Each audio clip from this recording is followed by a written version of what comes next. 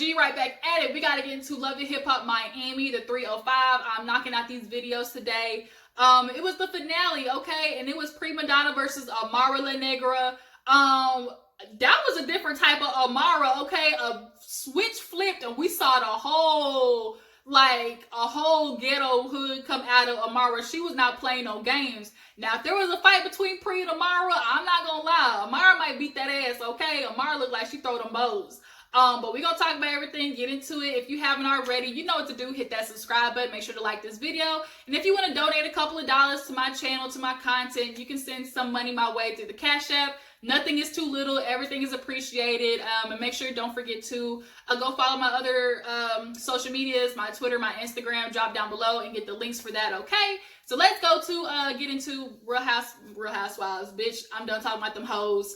But if you haven't seen that video, it's uploaded, go watch it. But Miami, let's get into Love and Hip Hop Miami. So we open up with Trick and Trina. They ended up getting a morning show. After everything that happened with Trick, he is lucky to be able to have a radio show right now because, you know, most people, as soon as you got a little bit of, you know, controversy, businesses be ready to dip on that ass, okay? They're not how they used to be where it took a whole conviction before they dropped your ass, you know, with business. So he had this morning show with Trina, and I really hope it sticks for him. But they're talking about, obviously, him going to Bahamas and how things ended with him and Joy. You know, she was like, why was Joy crying? He lets her know, like, they kind of got to an argument where, you know, he needed to apologize. He said, I never knew that Joy needed to apologize for me. And it's like, this is kind of where niggas get me so upset because it's like, you know what you do to females. Like, you know what you do that makes them feel a certain type of way. So if every time you see her, she's kind of got like a funky attitude or she's got tension with you, like, it should be obvious that what you did to piss her off is something that you need to apologize for. Like, Trick, you know what everything you did in the relationship and why it failed in the first place. And you should be able to take responsibility for everything you did and apologize. So he finally did that. So now they're actually in a better place, communicating more and stuff like that. And we'll talk a little bit more about that when that section comes. But Trina was super shocked to see that Trick apologize because we know that's what that nigga never do, okay? So moving on, we got Tip who ends up asking Pre out for some food to talk about everything that happened at Suki on this little, you know, Black Girls Rock type lunch. So she lets her know, Tip lets Premadonna know that she went and sat with Amara. And she's like, her side of the story is a little bit different from yours. But when we play the flashback, Amara tells her exactly what happened. Like, Pre, you didn't let her know that this Annie bitch was coming. Okay, that's point blank period. You did not give her a heads up about it. So Tip is asking, like, you don't think that was like, you didn't want to follow no street code, no G code about giving her a heads up about that? Now, Pre wants to say, oh, I don't owe that bitch nothing. She not my sister. I was trying to help her out.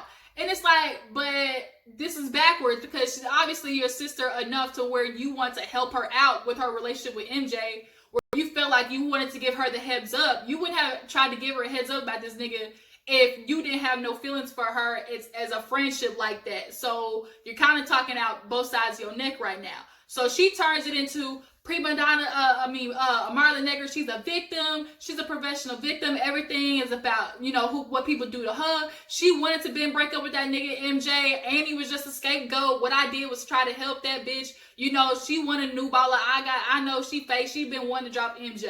Okay, so then now they're going to beef later on in the episode.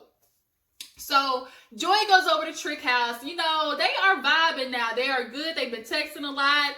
Joy looks really good, y'all. I have never really paid attention to Joy's shape like that, but y'all, she thick. Like, she thicker than a snooker, okay? She go to answer the door, or her and Trick go in there, and she's trying to get him to be healthy, y'all. She really cares for Trick. She wants him to be good. She wants him to live a better lifestyle. Obviously, with him getting busted with old crack in the car, like, that's not a good look for you, Trick. And every time she talks about what you're trying to do better, you say, oh, I'm fine. Ain't nothing wrong with me. I'm doing what I can. Like, no, Trick, you not okay, obviously. So this friend, AJ, comes in, who's like a nutritionist. She has been a mutual friend of both of them, especially like when they were together in their marriage. So she comes in and automatically gets to working on these two. She looks at Trick like, man, what is going on? He trying to act like, you know, people didn't see what the hell was in the headlines. Nigga, we saw you got arrested. We saw you had them drugs in your car, that contraband. Like, obviously, people got questions. So they start rummaging through his fridge and stuff like that. And see, he got Kool-Aid pickles, Kool-Aid pig's feet, he got Cheez-Its, he got all types of snacks.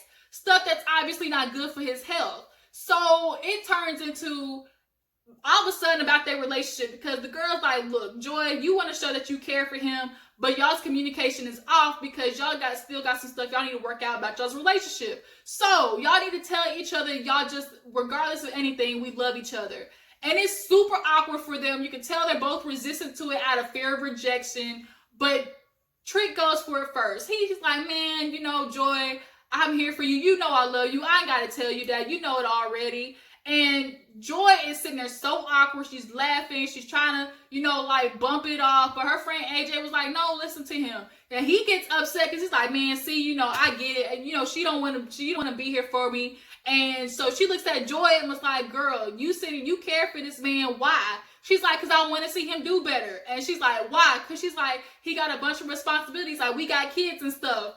And AJ asks why again, because she's obviously trying to get to the point of Joy needs to say, you love this man. Like, you still love this man enough to want to make sure that he's healthy, he's okay, and you care for him. And that's all Trick honestly wanted to hear too.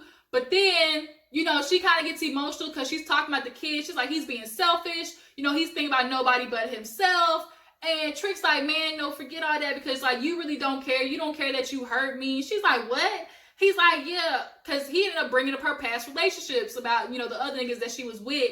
And she's like, see, that's what you do, Trick. You always want to discredit everything, my relationships. He said, man, them relationships wasn't real. He said, you hurt me. You don't care that you hurt me. So obviously AJ's picking up on the fact that, oh, Trick is still hurt that, you know, Joy attempted to move on.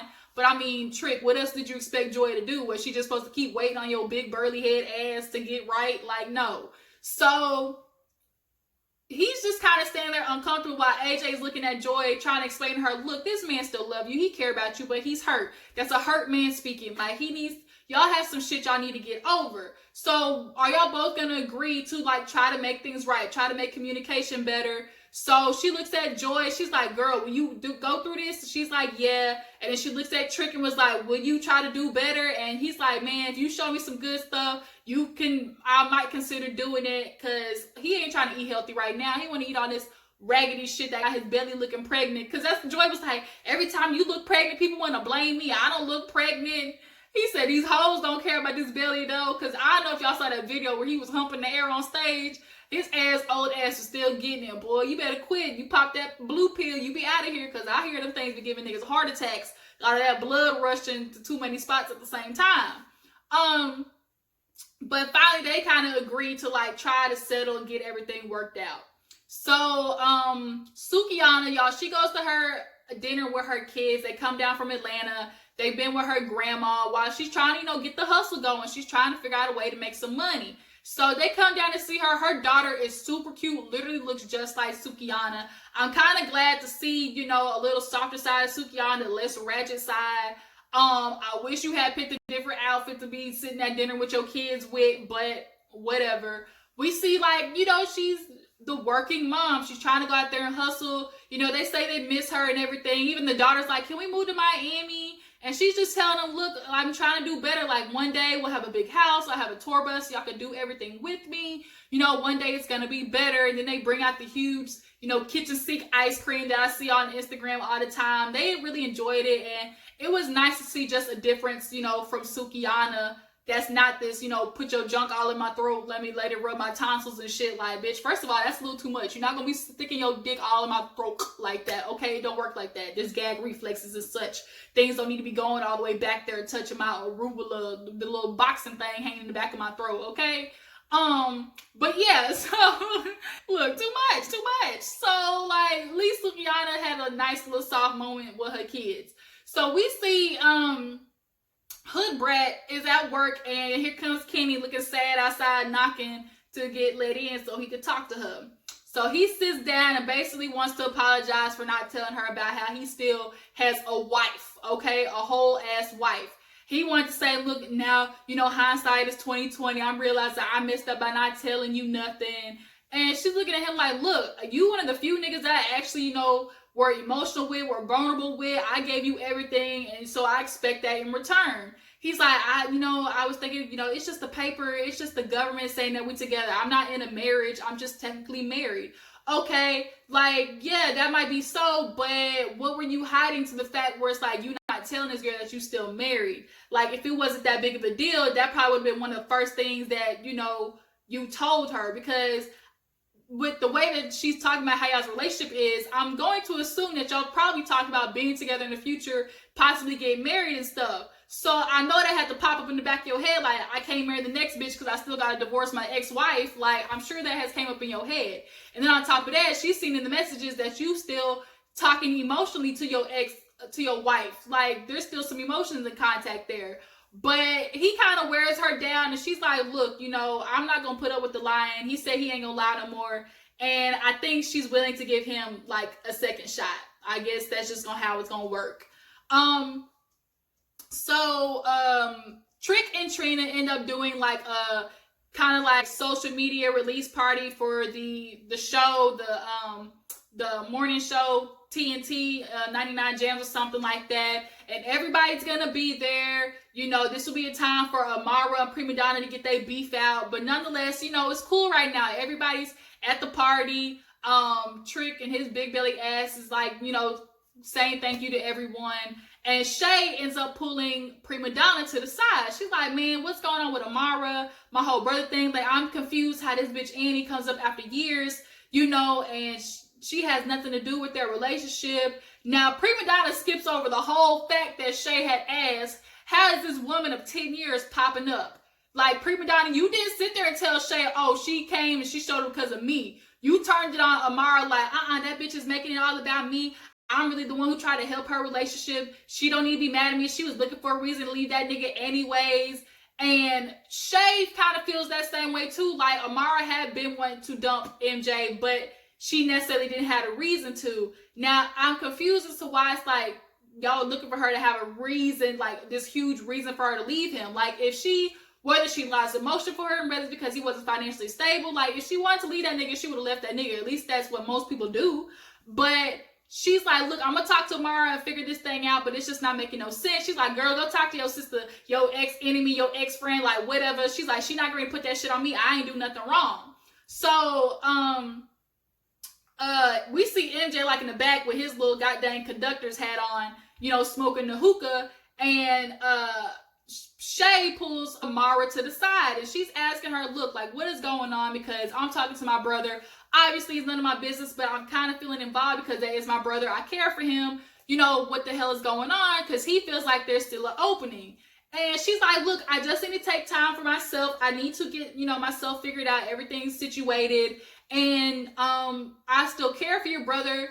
It doesn't mean I would never get back together, but just right now I need time and space. And she's like, look, that's cool. I get it. My brother has potential. He might not be, a baller right now, but he's going to have potential. He's going to get there. Now, Shay, here's my question. 10 years ago, it was cool for him to have potential. 10 years ago, he was with Annie and was broke. 10 years later, he still ain't have no type of progression for his career. So that nigga really ain't been obviously putting in no hustle, no grinding like that. And 10 years later, he's going to the next bitch and he moved in her house within 6 months and he's focusing on her career more than his own. Like, I'm seeing a pattern here. Your brother, as much as he has potential, also wants an easy way out. He one of the niggas who works hard until he sees something else that might be a little bit more appealing to an easy way out. And it's always a woman. It's always a bitch that, a nigga clings to when he feel like he wants to be lazy. And that's what he did with Amara, true T. So,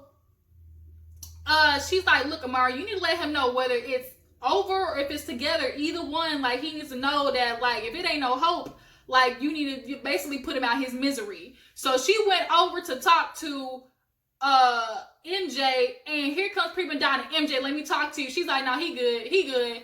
And she like, no, it ain't. No, just don't start with me. MJ, you need to get rid of this bitch. She really didn't want you.